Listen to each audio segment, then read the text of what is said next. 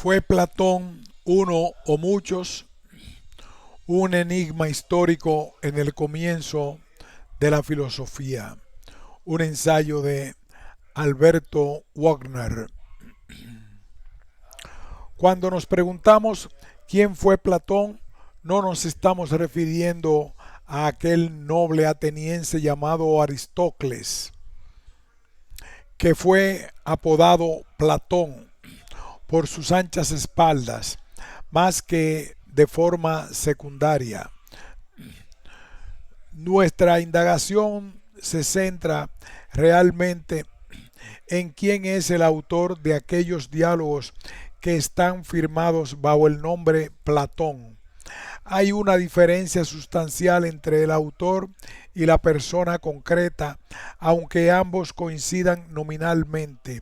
Efectivamente, sabemos que en la Grecia clásica la noción de individuo no estaba tan desarrollada, sino que la persona era más bien un ejemplar de su sociedad y su familia, algo así como la relación que los chinos tienen con sus ancestros. El sujeto particular es un engranaje de la polis y del cosmos, no un ente significativo por sí mismo, como lo entendemos ahora. Esta ausencia de distinción clara entre individuo y el grupo se plasma en el concepto de los griegos que tenían de la autoría. Numerosos estudiosos, por ejemplo, han puesto en tela de juicio que Homero fuera una persona concreta y defienden la postura según la cual podría haber sido un grupo de aedos que recogieran de forma escrita la tradición mitológica oral. Lo mismo ocurre con los poemas órficos. Si volvemos al caso de Platón, tenemos bastantes certezas de que sí existió una persona concreta que se llamó de este modo y que tiene una relación estrecha con los celebérrimos diálogos. Sin embargo, ¿no podrían ser acaso dichos diálogos una obra conjunta de este pensador con sus alumnos? Esta hipótesis cobra fuerza si observamos el período vital en que son compuestas dichas obras. Coinciden casi en su totalidad con la fundación y apogeo de la academia, la escuela del pensamiento fundada por nuestro aristócrata ateniense. En dicha escuela se discutían las diversas ramas del conocimiento de forma oral y se buscaba una conclusión conjunta, no necesariamente original y de una autoría determinada. Así pues, los diálogos platónicos intentan plasmar este ejercicio de discusión y conflicto teórico y podrían ser una representación de las propias disputas llevadas a cabo en la academia, aunque presentadas bajo la apariencia de diálogos establecidos por personalidades antiguas de Atenas, como era el propio Sócrates.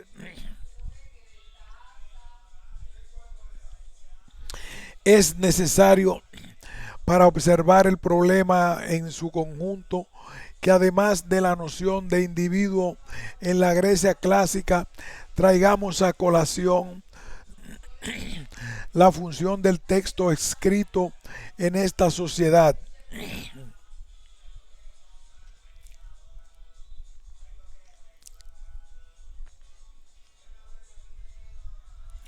Nuestra sociedad es eminentemente textual.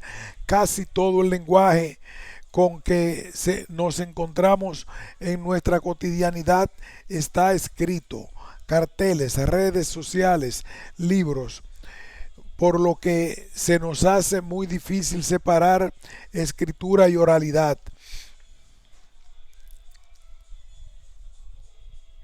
Sin embargo, En la época de Platón, la situación era radicalmente contraria. La escritura era una herramienta que se había inventado hacía relativamente poco y que se usaba en escasos contextos. La función principal del escrito en esta sociedad era la de apoyar el discurso oral. Por ejemplo, solían escribirse los discursos que se iban a recitar de cara al público o las leyes que debían exponerse en los juicios. Todos estos usos remitían en última instancia al acto de habla. No existía una lectura que no implicara a la oralidad, ni siquiera se practicaba la lectura en silencio, sino que las lecturas se hacían en voz alta y entre varias personas. Así pues, encontrándonos en una sociedad eminentemente oral, como era la de Platón, concluimos que el objetivo de los diálogos era que se leyeran en reuniones de aristócratas o personas que pudieran dedicarse al ocio intelectual, pero que no pudieran o no desearan acudir presencialmente a la academia a presenciar dichas discusiones de primera mano. Esta oralidad mediada de los diálogos era un tema que preocupaba a Platón, como expresa en el Fedro, donde mediante un mito defiende que el texto escrito está indefenso frente a las objeciones. Por eso, las obras de Platón son dialógicas y en la mayoría de casos no llegan a una conclusión firme. La función de estos textos no es la de exponer una doctrina por sí mismos, sino la de iniciar una actividad dialéctica que continuara entre los múltiples lectores. Para Platón el texto no es más que el primer escalón, útil para aquellos que no pueden ir a escuchar al pensador, pero totalmente fútil si no dan pie con un conflicto oral. Cabe remarcar que siempre que nos referimos a Platón, hablamos del nombre de que firma la obra, no de la persona concreta, puesto que desconocemos realmente en qué medida el hombre es el único autor del texto. He afirmado que en estos diálogos de Platón no se llega a conclusiones, pero ¿es esto cierto? No son platónicas las doctrinas de una división entre el mundo de las ideas y el mundo sensible, de la división de la sociedad en clases, de las partes del alma, etcétera. ¿No es el aristócrata ateniense el primer pensador sistemático? La unión de las obras platónicas son doctrinas concretas, viene dada por la asunción común de que Platón habla en sus diálogos por boca de Sócrates. Esto parece evidente si nos remitimos a obras como Fedón, El banquete, Timeo u otros textos, donde el maestro de Platón expone una doctrina y sus contrincantes se ven claramente irrefutados. Pero esta perspectiva del pensamiento platónico no encaja con el conjunto de su obra y solo puede producirse si la sesgamos intencionalmente. Efectivamente, ¿cómo encajan en este supuesto socratismo platónico textos como Parménides o Teeteto, en los que no se llega a ninguna conclusión, y aún más, en el primero de ellos la teoría de las ideas es vapuleada por el muy experimentado Parménides? Ha cambiado Platón de personaje desde el que se expresa y ahora se decanta por el pensador eleático. Es bastante problemático afirmar esto, y el autor de este artículo se decanta por la hipótesis de que Platón emplea a Sócrates como personaje debido a que ejemplifica adecuadamente el objetivo de la filosofía: buscar mediante la discusión una conclusión que no sea cómoda, sino verdadera. Los textos de Platón son la invitación de la academia a reflexionar sobre los diferentes problemas de la filosofía y no afirmaciones contundentes de una concreta teoría. Por ejemplo, si se quiere pensar acerca de los asuntos políticos, se acudirá a la República, y si se quiere reflexionar sobre la poesía, al Ion. Pero estos textos no son un recetario de verdades. El objetivo de estas obras es que nazca la discusión oral, no meramente sofística, sino sincera, usando las herramientas de que dota el diálogo a sus lectores. Si el propio Sócrates no era sino una partera que ayudaba a otros a encontrar por sí mismos la verdad, ¿qué serán dichos diálogos sino una partera todavía menor que busca el mismo objetivo que el maestro? Al afirmar que los diálogos de Platón no son una recopilación de afirmaciones taxativas, como sí lo son la mayoría de sus obras posteriores de la filosofía, tampoco afirmamos que Platón no tuviera una teoría propia. Si así hubiera sido, Platón no hubiera sido un filósofo, sino un sofista, un, un Eutidemo, como el personaje del homónimo diálogo, que únicamente busca enrevesar las palabras y crear confusión. El filósofo, en cambio, busca los primeros principios y causas, como dijera Aristóteles, y lo hace evidentemente desde una unidad de pensamiento, llanamente desde los diálogos y las obras que nos quedan de Platón. No podemos extraer realmente más que retazos de la teoría de este autor. Cabe remarcar nuevamente que para Platón su actividad teórica más importante estaba en la academia, no en sus textos, lo contrario de lo que ocurre con los pensadores actuales.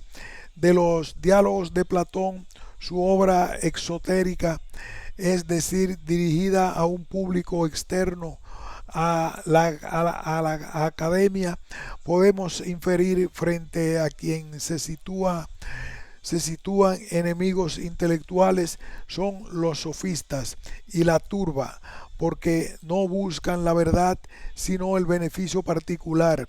Esa es la principal lección de los textos platónicos, una constante lucha contra el interés privado en pos de la universalidad, la negación constante de que el hombre es la medida de todas las cosas.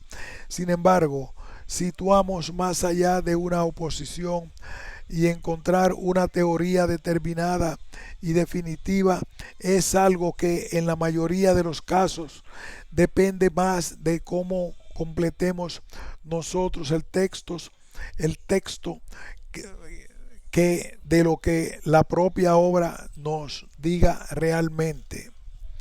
En el libro de su Metafísica, Aristóteles nos habla de la teoría platónica del uno y la díada expuesta por Platón.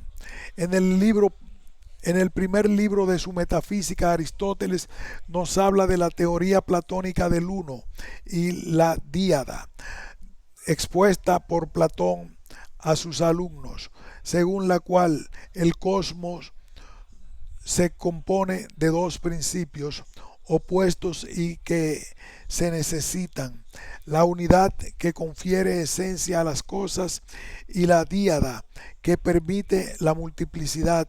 Sin embargo, las referencias a esta teoría son escasas y confusas, y más teniendo en cuenta que Aristóteles la expone con el objetivo de refutarla, por lo que presenta únicamente los aspectos que le interesan de la misma. Si además de todo lo que hemos expuesto, tenemos en cuenta los diversos avatares históricos que las obras de Platón han experimentado, desde modificaciones a traducciones mal realizadas, pasando por pérdidas irreparables de grandes partes de las mismas, comprobamos que nos es realmente imposible conectar siquiera con el texto íntegro que nos legó el filósofo, mucho menos, por lo tanto, podremos averiguar el pensamiento de Platón más allá de los textos que nos quedan. Así pues, si Platón no es más que un nombre vago unido a diversos textos que deambulan por los problemas fundamentales de la filosofía, pero sin proponer soluciones claras, cuyo objetivo es iniciar un diálogo oral que se perdió hace siglos en el tiempo, que nos queda realmente ¿Qué nos queda realmente de Platón? ¿Ha habido alguna sobrevaloración constante de sus diálogos debida a las interpretaciones ilegítimas de que las mismas han sido hechos? Afirmamos rotundamente que no, sino que los diálogos de Platón son la piedra angular de toda filosofía. Es precisamente este alejamiento de la afirmación positiva y definitiva lo que hace que sus diálogos sean fundamentales para iniciar todo camino especulativo que verdaderamente tenga valor. Esto es así porque Platón no se detiene una vez para siempre en ninguna idea, sino que las abarca todas, las recorre con sus consecuencias y las plasma con sus pros y sus contras. Cada obra de Platón es una pequeña partera, el inicio de una vía que contiene todas las posibilidades, pero no cercadas, sino abiertas al pensador que se enfrenta al texto. No podemos saber cuál era la teoría de Aristóteles del apodado Platón, ni si llegó a alguna conclusión en sus discusiones en la academia. Lo que sí podemos ver con claridad es que sus textos nos acompañan hasta el punto en que debemos ser nosotros quienes comiencen a pensar, de cierto modo, que si a un individuo se le se les en que debemos ser nosotros quienes comiencen a pensar, del mismo modo que si a un individuo le das peces, nunca aprenderá a pescar. Si a un pensador le das respuestas, nunca aprenderá a preguntar. Y los diálogos de Platón, ya sea un hombre o un conjunto de maestros y alumnos, nos dan las preguntas y solo ofrecen respuestas parciales. Podemos concluir, por lo tanto, que el objetivo de Platón al escribir sus diálogos está claramente alejado del que busca los pensadores actuales cuando escriben sus obras, ya que Platón daba preeminencia a la actividad oral frente a la escritura. Por ello mismo, las obras de Platón dejan espacio para la reflexión del lector y nos dotan de las herramientas dialécticas mediante las cuales podemos construir nuestra propia teoría. Así pues, Platón es el inicio de toda la filosofía y por ello el pensador más importante de la tradición filosófica occidental. Fin de este ensayo.